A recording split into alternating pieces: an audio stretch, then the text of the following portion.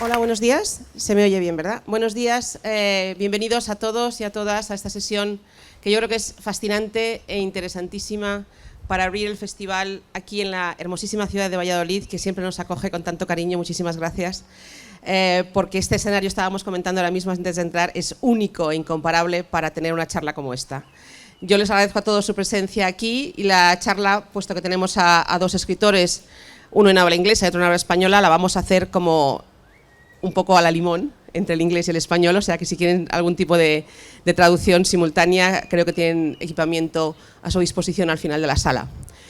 Bueno, vamos a empezar a hablar de algo que ha llamado en el título que han llamado The Writing Life, y yo voy a empezar a hacer un poco unas preguntas, luego al final de la conversación tendremos tiempo para que ustedes hagan o formulen sus preguntas a los autores, pero yo quisiera empezar de la parte del título de la mesa. Quería empezar con Life, The Writing Life, porque los dos son famosos por muchas de sus obras, pero yo quería centrarme en dos, de las que yo creo que tienen más en común. Una, como se ha mencionado en la presentación, Vicas, es Q&A, que es esta novela, que dio origen a la famosa película de Slumdog Millionaire, que si no la han visto, bueno, es fascinante. Y los libros que he seleccionado de Santiago son, no es una trilogía, es una dilogía de el fiscal Félix Chacaltana, ¿no? Abril Rojo y La pena máxima. Los dos son vidas, y son vidas de personas que no son héroes, son antihéroes, ¿no? Son un poco... mi primera pregunta para los dos sería, ¿cómo llegáis a elegir a ese personaje para escribir su vida? So I wanted to write about a quiz show. The quiz show was Who Wants to Be a Millionaire, which, as you know, became a huge hit all over the world, I'm sure in Spain as well. But I could not use Who Wants to Be a Millionaire in my book because I am trying to show that the creators of the show are a bunch of cheats. So I created a fictional show called Who Will Win a Billion. So Slumdog, Who Wants to Be a Millionaire was offering $1 million, they are offering $1 billion. Yeah. But then I wanted a contestant who would definitely be accused of cheating. Because you see, the inspiration for this book came when I was posted in England as a diplomat, and there was the episode of Major Charles Ingram. He was a major in the British Army. He participated in the British edition of Who Wants to Be a Millionaire. He won £1 million. But then he was suspected of cheating, and then they discovered that, on some of the questions on which he was stumbling, somebody in the audience was giving him answers through coded coughs. So if the answer was B, there would be 2 coughs. If the answer was C, there would be 3 coughs. And they arrested him, and they, of course, took away the £1 million that he had won. And actually, he was given a 2-year suspended prison sentence. So I thought to myself, I said, if someone as respectable as a major in the British Army can be suspected of cheating, why not have a contestant who would definitely be accused of cheating? So that's how I created this character called Ram Muhammad Thomas. He's an 18-year-old waiter who works in Jimmy's Bar and Restaurant in Kolaba in Mumbai. And he appears on the Indian version of this Who Will Win a Billion. And he answers all 12 questions correctly. And of course, everybody's stunned. And the reason why I chose this character was that I wanted to show that the best teacher in the world is life itself. Because you see, in India, I don't know whether that's true in Spain, but in India certainly, we look down upon those who have not had a formal education. The maids, the drivers, the sweepers, the cleaners, we think, they are idiots, they don't know anything. And I wanted to show that even the ordinary man knows a hell of a lot. Maybe he may not know, where is Neptune and where is Pluto, but he will know other things which are more relevant to everyday life. And that's why I created this character. Absolutely. Wonderful. Thank you. And ¿de dónde sale Félix, el fiscal Félix? Bueno, el fiscal Chacaltana es un detective muy especial dentro de la literatura criminal, porque es el único detective de las novelas que no quiere averiguar nada, no quiere investigar nada, no quiere saber nada de lo que está ocurriendo, pero las cosas van ocurriendo, ¿no? y se inspira mucho en mi propia experiencia como empleado público. Yo fui el último pinche de una institución pública cuando tenía pues 20 y tantos, y todas las cosas completamente patéticas que él hace y dice son autobiográficas.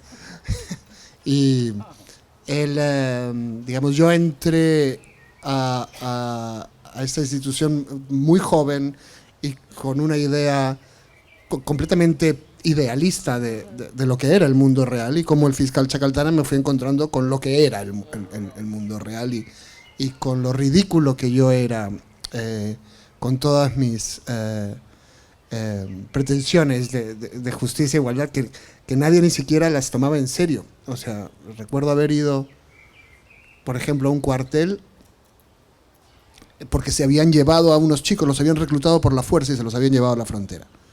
Así que fui a un cuartel a protestar en nombre de la institución y pedí hablar con el coronel, y el tipo de la puerta me dijo: uy, el coronel, es que hoy es jueves. ¿Y qué importa que sea jueves? No, que ya jueves es casi viernes. Entonces ya un poco todo sea... Bueno, pero entonces ¿cuándo puedo ver al coronel? No, lunes, martes, miércoles, véngase ya. Y ni siquiera me daban la oportunidad de discutir. O sea, no me tomaban lo suficientemente en serio como para que tengamos esa pelea, ¿no? Y sin embargo, yo mismo iba viendo, era una institución de derechos humanos, y yo mismo iba descubriendo pues las atrocidades que había hecho el Estado para el que yo trabajaba, ¿no? Y para defender a gente como yo.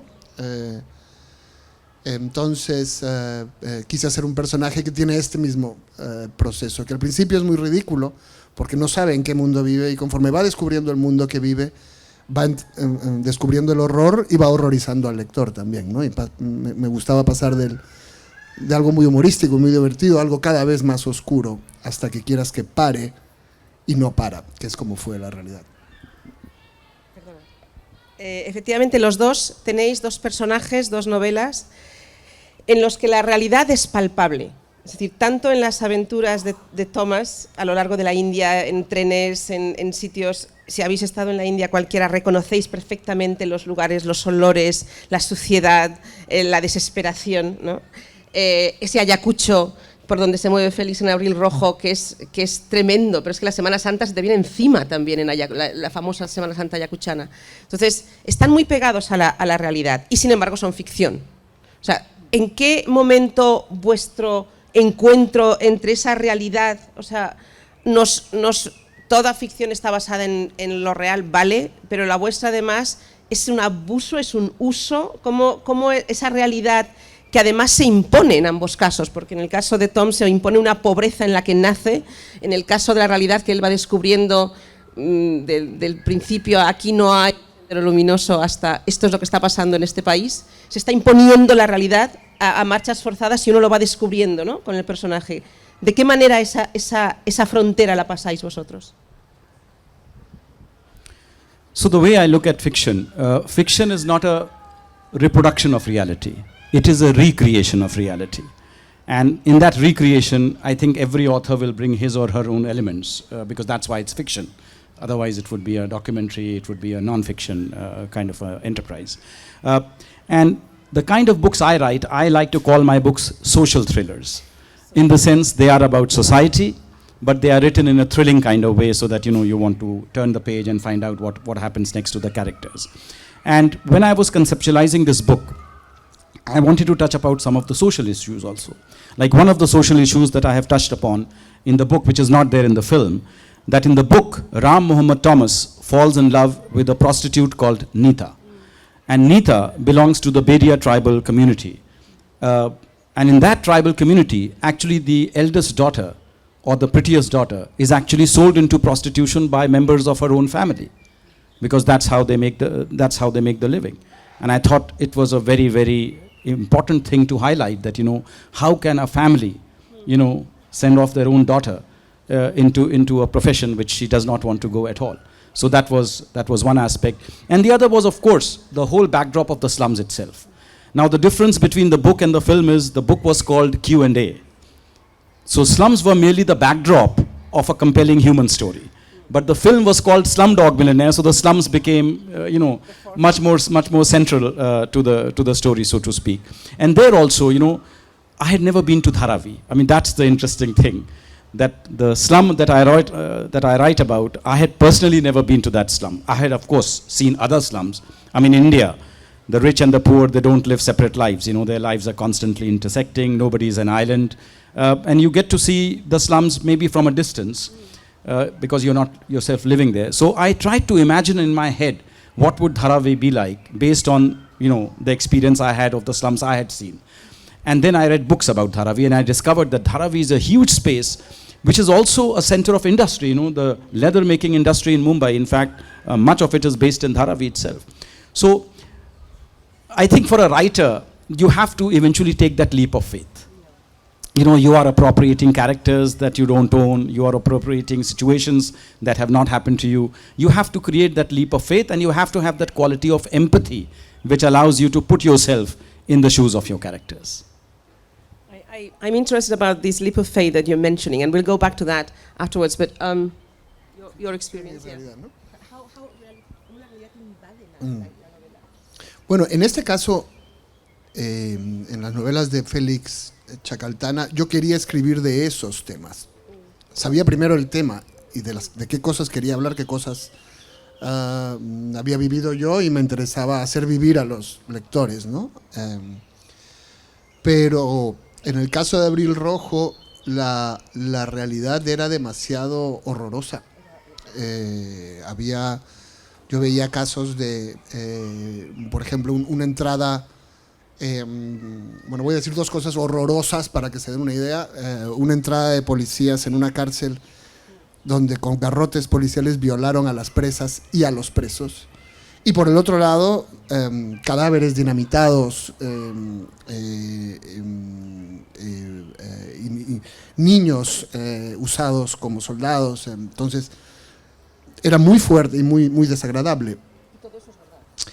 Y todo eso es verdad, pero como ha dicho Vicas, que yo firmaría todo lo que acaba de decir, tú tienes que jugar con la realidad para crear una historia que haga disfrutar al lector, que lo lleve a eso, pero si pones solo eso en las 3 primeras páginas, nadie va a pasar de la página 3. Entonces, la idea, ahí es donde me sirvió mucho el género del thriller y del thriller del asesino en serie, porque digamos, el monstruo principal, el asesino serial, sabes que es de mentira, y en cambio mientras este personaje va investigando a este tipo inventado, va apareciendo él va descubriendo todas las cosas que sí fueron verdad, pero están en un segundo plano, y esta era la manera de llegar a ella, la manera de llevarte a ellas era no ponerlas directamente, ¿no?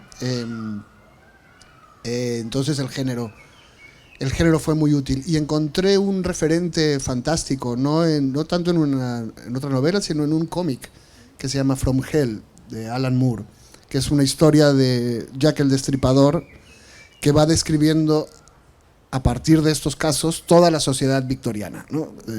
Desde la reina hasta las prostitutas de la calle Whitechapel. Entonces es una disección social en forma de thriller de asesino en serie. Y pensé, este es el formato que estoy buscando, ¿no? Esto es lo que a mí me sirve para contar lo que yo quiero contar. Hay un elemento, I'm going to switch into English, so there is an element of suspense that's why your novels are such a page turners. I mean, I could not put them down, either of them. In your case, is the questions. I mean, you I think very well. We'll talk about the adaptation to film later, but I mean, I thought your title was actually the right title, because it's the Q&A suspense, So it's just like, and you're constantly thinking, he's going to fail.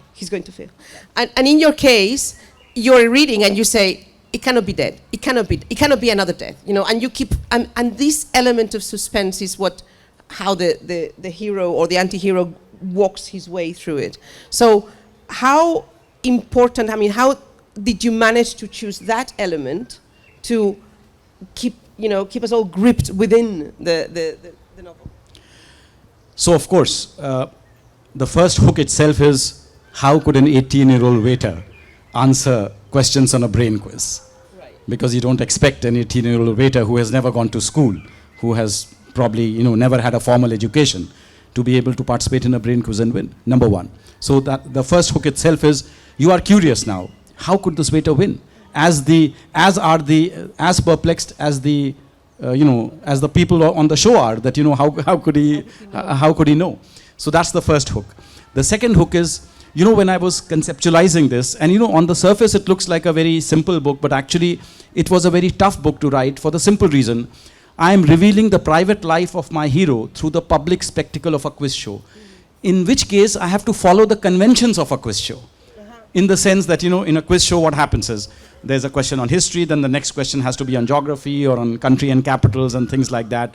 The earlier questions have to be easy, the later questions have to be difficult, so I have to follow that.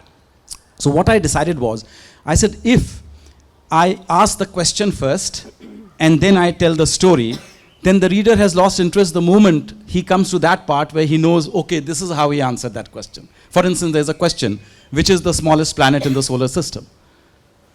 Now, if I'm telling that story, and the moment you come to that part in the story where the solar system part comes, you have lost interest. So what I did was, the story comes first, and the question comes later.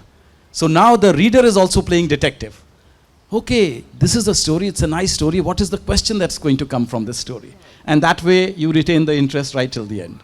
So that is one of the ways I thought in which to create that suspense. Thank you. Y en el caso de Félix, ¿es la misma, en algo se diferencia Abril Rojo de la segunda parte, digamos? ¿Tú crees que, a mí me pareció leerlas que tenían una manera de andar, sí, una manera de andar diferente? Bueno, yo no quería que Félix volviese, porque Abril Rojo había tenido mucho éxito, por suerte, pero demasiado éxito. Y cuando un escritor tiene un detective, se convierte en el escritor de ese detective. Ese detective esclaviza a su autor de policiales y todo el mundo espera que Mankell haga solamente novelas de Wallander, que Camilleri haga solo novelas de Montalbano, y tienen otras, pero realmente nadie las quiere leer. Y son buenos en otras, pero entonces yo no quería que esto me pasase a mí con Félix. Quería a Félix bastante lejos de mi vida. Y lo que tenía era otra historia, otra vez fue el tema primero. Tenía una historia que me gustaba, de alguien que nace en la Guerra Civil Española, huye del horror y termina muriendo 40 años después en la dictadura argentina. Es decir, la guerra lo persigue toda su vida hasta que lo caza, ¿no? Como si no importa dónde se vaya, pues su destino estaba trazado. Pero no soy español ni soy argentino. Me voy haciendo más español con los años porque ya son muchos, pero no encontraba la voz en ese momento y cómo contar esta historia y desde qué punto, cómo piensan o cómo hablan estos personajes. Me desesperaba que estuvieses leyendo la novela sintiendo estos ruidos de alguien que no habla como debería.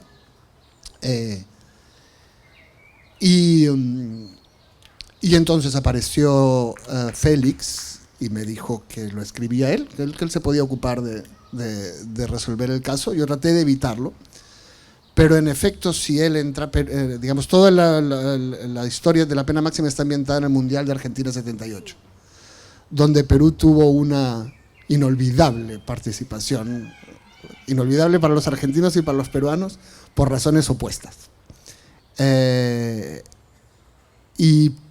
Entonces Félix podía acercarse a ese mundial de fútbol. Podía ser un Félix más joven, de hecho en la segunda novela él es más joven que en la primera, porque podía estar Perú en ese mundial de fútbol y podía él estar también cerca de los hallazgos que va a hacer sobre lo que está ocurriendo con la colaboración entre las dictaduras sudamericanas de los años 70. Entonces el tema es que entró Félix y se llevó de encuentro a la novela y todo era fácil y todo era natural si lo contaba él. Y el personaje original que yo había concebido, Joaquín Calvo, ahora muere en la página 3. Y todo lo que quería yo contar, otra vez está en el segundo plano, curioso, no lo había pensado. Todo lo que quería yo contar de él lo va descubriendo Félix mientras investiga por qué lo han matado, ¿no? Y otra vez había que poner el género delante y lo que a mí me interesaba, colgado como de las perchas del thriller, del policial. Y ya para terminar, antes de pasarles el micrófono a ustedes y que ustedes puedan formular las preguntas, en ambos casos, algo que también une a estas dos novelas es que han sido adaptadas al cine y al cine, o a la televisión. El Pena Máxima al cine, no lo hemos visto aquí todavía. No, está en Paramount, América Latina. En América Latina. Pero siempre se dice que cuando uno escribe algo y lo cierra, ya no le pertenece, que ya es de los lectores, ¿no? Y es verdad que cuando uno lee, cada una de nuestras lecturas es una lectura distinta. Cada lector es una lectura, es una versión de ese libro. Hasta que alguien lo formula en una película. Y ahí parece que se queda como congelado, ¿no? Esa sensación que tenemos todos de cuando vemos una película de una novela que hemos leído antes, de, pues yo no me lo imaginaba así, ¿no? Pero el director tomó una opción y ya te tienes que quedar con ella. ¿Qué pasa cuando al pequeño baby que han creado le ponen una cara, una imagen, un título distinto, y para que todos los demás lo podamos, ¿qué gana, qué pierde el escritor con eso? Yeah, I think that's a very important question. You know, what is gained and what is lost in adaptation. So, I'll give you an analogy. An Indian writer called Mani Shankar Mukherjee, a very famous writer in Bengali. One of his books was made into a film by none other than Satyajit Ray. And he was asked the same question, Shankar, your book has now become a film. What do you think about the film? And he thought about it and then he said, you know, giving permission for your book to be made into a film is a bit like giving your daughter away in marriage. So the first thing that happens is your daughter gets a new surname. She gets the surname of the husband. So in this case, Q&A becomes Slumdog Millionaire. And then he says, you are saddled with a son-in-law, which is the film. And then he says, remember, in India, you never ever speak ill of your son-in-law in public. So look, what I would say is that the USP of the book was the narrative structure. You know, it was a new way of telling a story. I'm telling the story through the medium of a quiz show.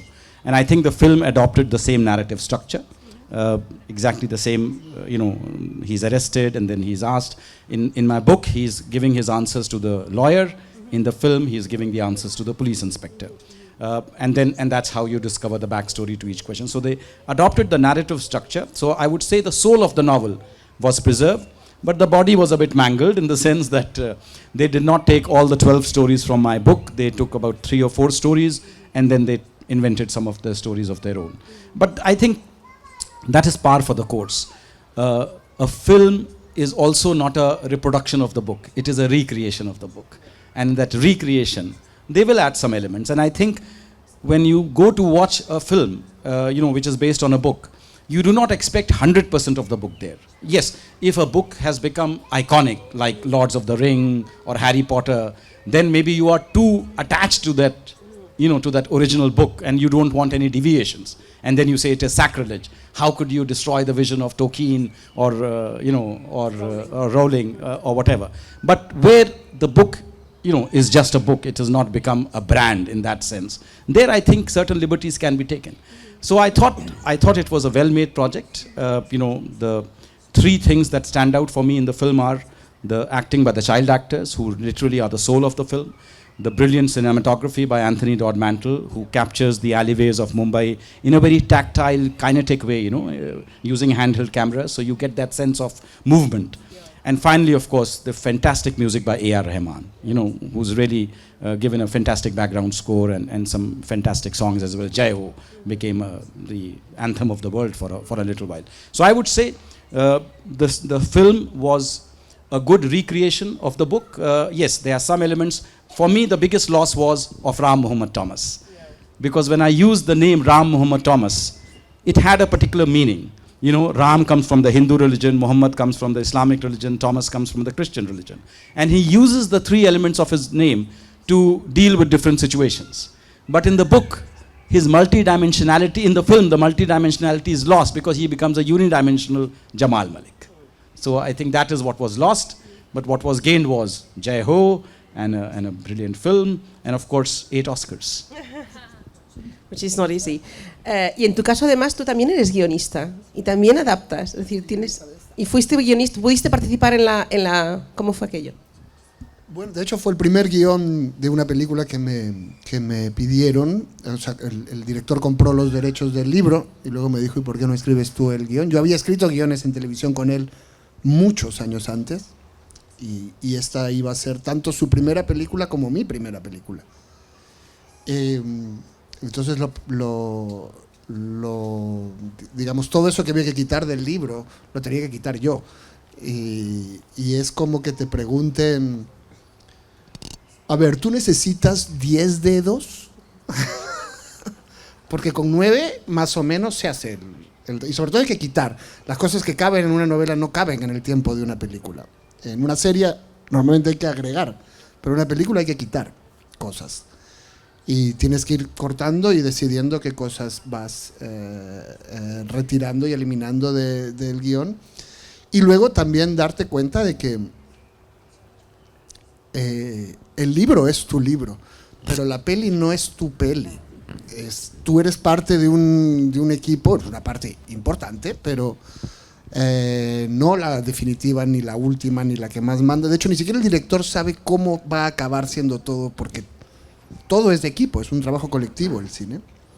Y entonces que yo tenía que respetar lo que este director quisiese hacer, que no era diferente de lo que yo quería hacer, pero era su mirada la que tenía que primar. Y en efecto, por ejemplo, a mí el actor no me gustaba, me parecía demasiado guapo. Bueno, una cosa que en general ocurre en el cine y la televisión es que todo el mundo es demasiado guapo. O sea, cuando te dan los castings de actores, te das cuenta que la gente no es así. La gente no va por la calle así. Y este era demasiado guapo y no tenía cara de tonto. Pero en efecto, el director sabía qué hacer con él, el actor sabía qué hacer con él. Y son ellos los que están haciendo tu trabajo suyo y a su manera. No siempre como a ti se te habría ocurrido, pero bien. Entonces eso fue la parte creativa más bonita y que aún me gusta, compartir las historias con otros creadores, con otros artistas. Te enseña y te oxigena. La parte horrible es el dinero, porque en un libro no cuesta más dinero porque le pongas más cosas, todo sale de tu cabeza. Quieres una invasión de elefantes púrpuras que bombardea Valladolid, lo pones y es gratis. En una película hay que construir a los elefantes, digitalizarlos en el cielo, ponerlos a hacer las cosas todo para que esté frente a la cámara. Entonces, y el dinero entra en cosas que a mí no se me habían ni ocurrido que entraban. Por ejemplo, porque yo pensaba que estábamos trabajando muy barato y que la idea era hacer un montaje muy picado para que sin grandes recursos la historia tuviese mucho dinamismo y fuese más rápida, ¿no? Pero, claro, eso implicaba escenitas de 3 segundos, escenitas de 2 segundos, de 5 segundos. Y para cada una de esas tienes que poner la cámara y llamar al equipo y pagarle el almuerzo de ese día a todo el equipo. Y entonces el dinero entraba incluso en cosas que a mí no se me había ocurrido que entraba, y que es la gran diferencia realmente, yo creo, entre el audiovisual y el libro, ¿no? En una novela la realidad es lo que tú quieras que sea, en una película es lo que tú puedes pagar que sea. Eso es muy bueno. I want to ask Ron that did he make more money from the screenplay than he made from the novel? No, porque además con los libros tú vas haciendo cosas, una traducción a lo mejor 10 años después, o una película, o un premio para alguna traducción, o sea, va entrando. Un guión tú lo vendes y se acabó. cobras bien, pero no cobras nunca más. Sí. Yo creo que ahora sería un buen momento para quizá permitir a las personas que están en la, iba a decir en la sala, pero en este maravilloso parque, que formularan sus preguntas. ¿Tenemos algún micrófono? Do we have a microphone that we can? Yeah, so Paulavi would have a question here and a gentleman over there as well, and a lady over there, sorry Kritika to make you run.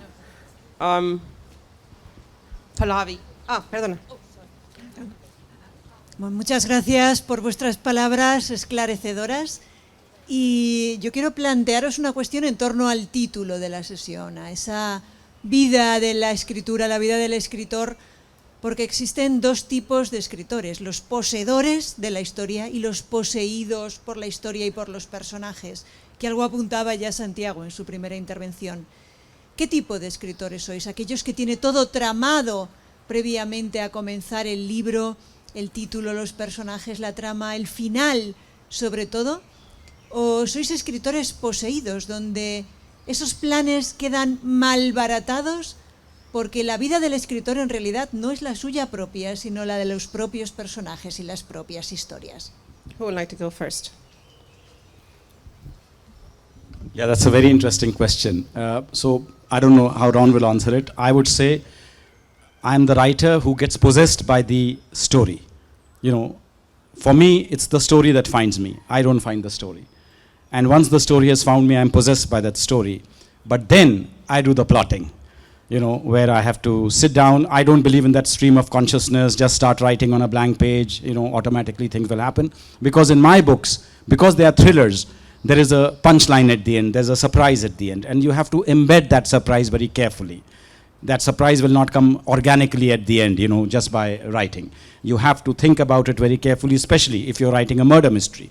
Who the murderer is, the reader should not be able to find out, and yet you leave enough clues so that the reader gets a fair chance at it, just as any normal detective would. So I would say I'm a mix of both.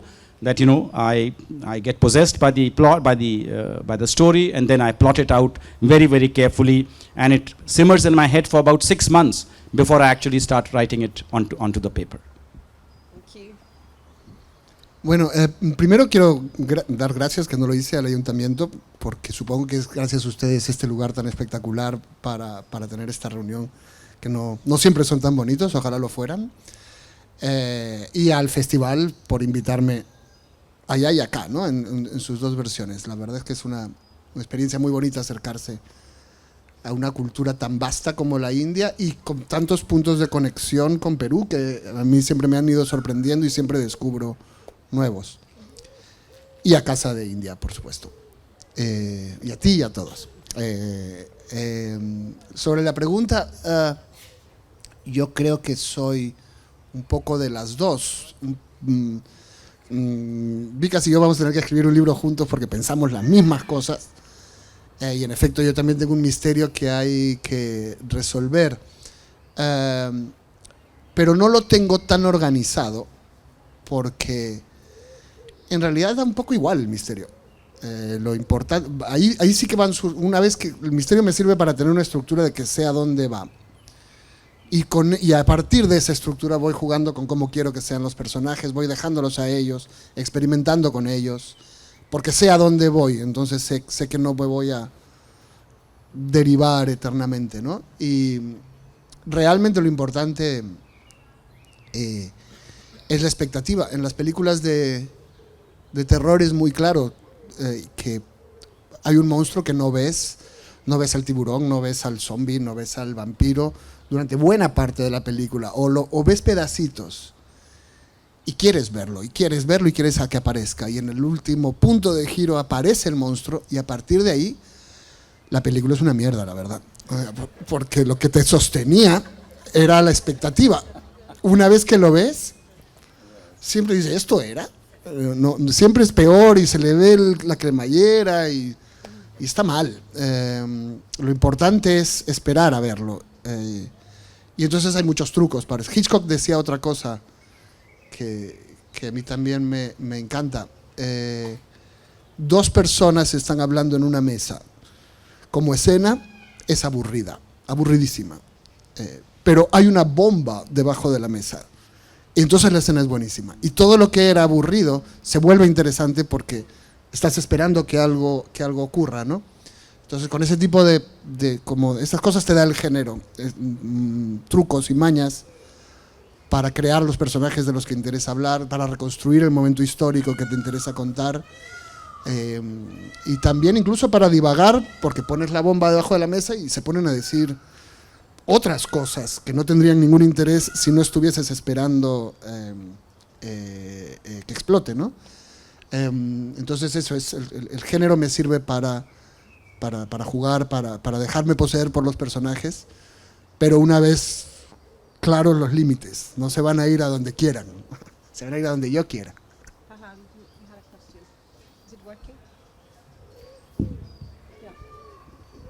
Yeah.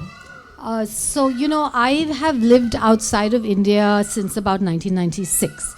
And in the early years, when people in different countries of the world would find out that I was Indian, they would say things like, oh, the Taj Mahal, or oh, Mahatma Gandhi. And I would say that after 2008, it all changed. And the moment I would say I was Indian, they would say, oh, Slumdog Millionaire. And the number of people I know who've kind of burst out into dancing Jai Ho the moment I have said that I'm from India is quite incredible. So it's really become something that's very iconic of India, the movie.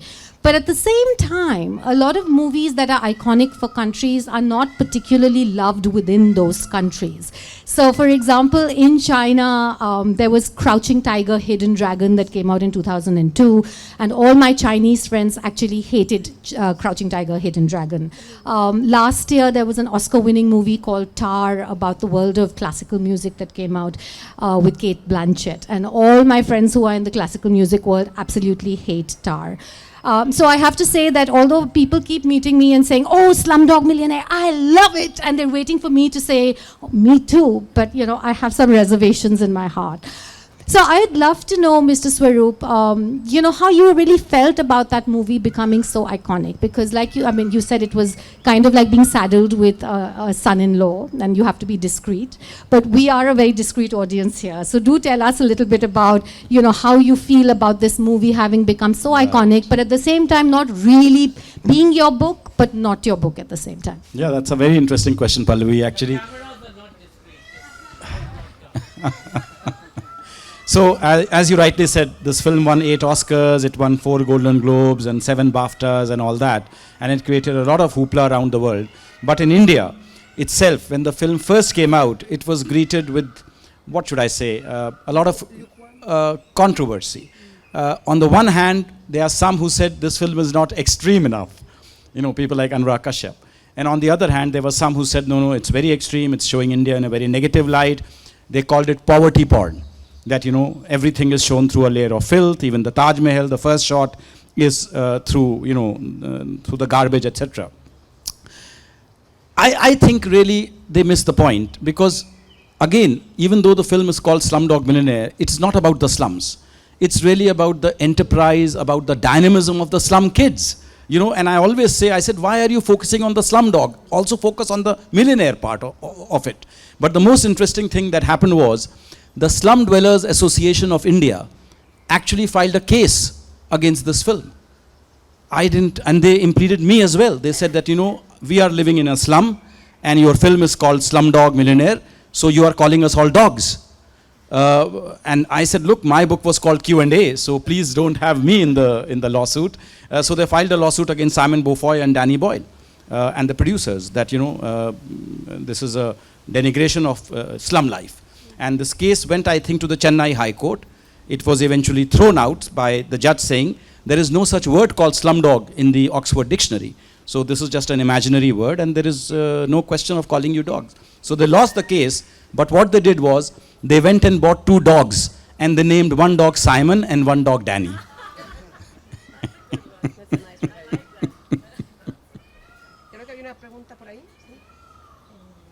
Es para el señor Vikas Swaroop. Soy una de esas personas admiradoras de la película, porque además justo estuve viviendo en India cuando salió la película, y de hecho estaba buscando el libro, compraron el 2009 en Delhi para que me le firme. Pero bueno, Muchas gracias, le quiero, bueno, a todos y especialmente a usted, porque he visto en el currículum, que no lo sabía, que usted ha sido diplomático de carrera, ¿no? o ha trabajado para el Servicio de Exteriores del gobierno indio. Y me ha gustado mucho cómo se ha definido al principio de la charla, creo, si he entendido bien, como un escritor social, o yo diría un diplomático social, que está interesado por los temas sociales, ¿vale? Entonces, mi pregunta es, por una parte, muy concreta y quiero explicarle de dónde viene. Si usted tuviera aquí una serie de estudiantes que están estudiando relaciones internacionales y sobre Asia, y hay profesores que les están enseñando pues, sobre India, pero sobre Asia, un contexto más amplio que India solo. Para usted, ¿qué le gustaría al final de sus estudios que esos estudiantes hubieran aprendido? Esa es mi cuestión, mi pregunta, pero quiero explicarle de dónde viene también. Para mí hoy es un día muy triste y estoy contenta por ustedes y por este acto, ¿vale? Muy triste porque soy estudiante de Relaciones Internacionales de un máster de la Universidad de Valladolid en Estudios Asiáticos y Relaciones Internacionales. La cuestión que hemos tenido este año, desde mi punto de vista, India está prácticamente ausente de los estudios. Por diferentes razones, la cuestión es China, porque hace falta estudiantes que se han admitido sin que hablen bien ni español ni inglés. Yo estudié hace 20 años el primer máster que se hizo en esta universidad sobre estudios de la India. Entonces, mi pasión por la India se ha mantenido todos estos años. Tuve unos profesores maravillosos que además todos de una manera u otra, incluso los españoles, conocían India. Entonces aquí la anterior sesión pues ha sido bueno, pues lo típico, más política, de inauguración y todo esto.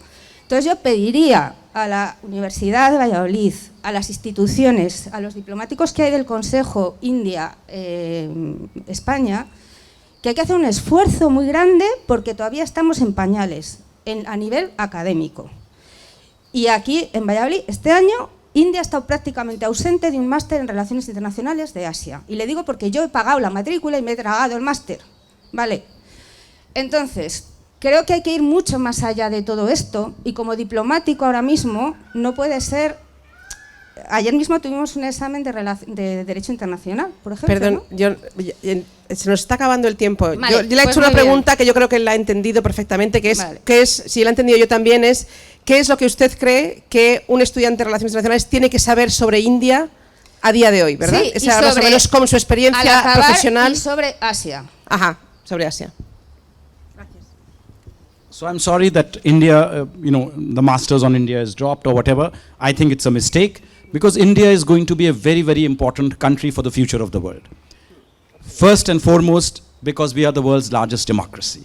And we are all seeing democratic backsliding happening all over the world, authoritarian populism rising all over the world. And India, in a sense, provides a bulwark against that. That look, here is a country where a majority of the people are poor, which has huge linguistic diversity, ethnic diversity, religious diversity, and yet can remain a democracy. Imagine if in 1947, India had chosen to become a dictatorship, then just imagine what the future of the world would have been. China and India, both dictatorships. Dictatorships would have been ruling all across the world. But democracy today is the global norm because India chose to become a secular democracy in 1947. And because India is now the most populous country on the planet, every fourth person is going to be an Indian. The choices that India makes on environmental, on sustainability, on the path of development, these are choices that are going to impact the rest of the world. If India decides that we will not have electric vehicles, then it means that electric vehicle diffusion all across the world will be impacted. If India decides that solar power is not needed, we will only have thermal power, then that will have a huge negative impact on the environment. So I think India is a very important country for the future of the world, and for that reason alone, I think the world needs to engage with India, and India needs to engage with the world, and for that purpose, we have created the Casa de la India here. Thank you very much. And I think on that note, yo creo que con ese comentario que es muy acertado, estamos aquí todos gracias es que se nos ha acabado el tiempo, lo siento, Guillermo. Estamos todos gracias a Guillermo, que como saben dirige la Casa de la India, y esto es precisamente lo que estamos intentando, es establecer esos puentes. Gracias a todos por su atención. Gracias, Santiago. Gracias, Vikas. Thank you very much.